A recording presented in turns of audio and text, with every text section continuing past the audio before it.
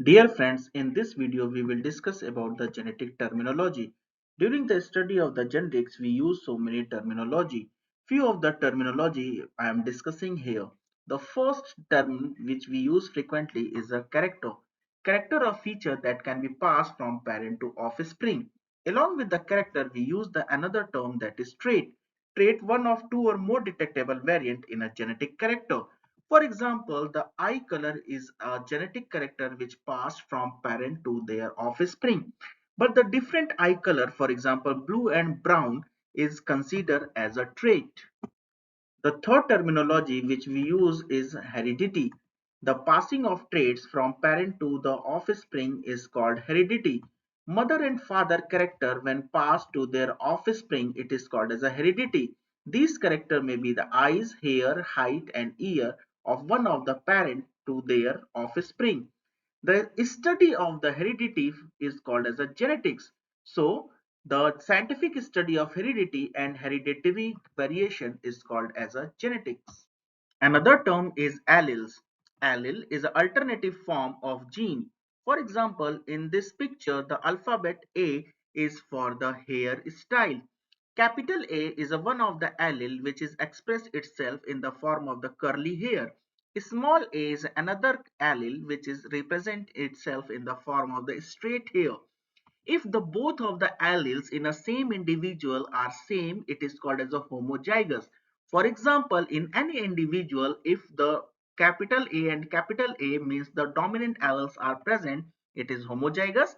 As well as in another individual, if the small a means the recessive alleles are present, it is also called as a homozygous. Another side, when the two different alleles are present in the same individual, are called as a heterozygous. In this picture, we are seeing the capital and small a which are representing the two different form of the allele for the same character, that is a hairstyle. Small a is representing the recessive allele and allele whose phenotypic effect is not observed in a heterozygote. Another side, the dominant allele is capital A, an allele that is fully expressed in the phenotype of a heterozygote. Crosses are very important in genetics. First cross which are discussing here is monohybrid cross, in which we take only one character to see its heredity. Here we are taking purple flower color as a dominant homozygous and white flower color as a recessive homozygous. When there is a cross between them, a heterozygous dominant progeny will be produced.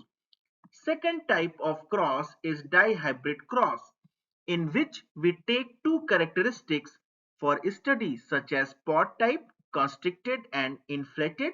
Another character is wrinkled seed and round seed. In genetics, we are using the two terms very frequently. First one is a genotype. Genotype is a set of alleles of an organism. For example, an organism may be the dominant, but genetically they may be the homozygous and heterozygous. So genotype is actual the combination of the alleles. Another side is a phenotype. Phenotype is an expression of the physical trait, which is depend upon the genotype as well as the environmental influences. During the cross, we use the term F1 and F2 generation. F stands for the filial. The word filial comes from the Latin word filius, which means son. Types of crosses are also depend upon the way of crossing. In a reciprocal cross, in the first experiment, if we are having the tall male and the dwarf female, in another set of the experiment, we have to exchange the characteristics among the gender. For example, the male should be the dwarf and the female should be tall. This kind of the cross is called as a reciprocal cross to check the impact of the gender in heredity. Another important and interesting cross is test cross. In the test cross, when the two parent, one homozygous dominant and another homozygous recessive crossed, in F1 generation there will be the heterozygous progeny. But when the heterozygous progeny will be crossed with the recessive parent, this cross will be called as a test cross. The result of this cross will be the heterozygous dominant and the homozygous recessive. The third type of the cross is back cross. In the back cross, one parent is a homozygous dominant, another parent is homozygous recessive. When the cross happen between these two parents in F1 generation, they will get the heterozygous dominant progeny. When this progeny will be crossed with any one parent, maybe the homozygous dominant or homozygous recessive, this kind of the cross is called as a back cross.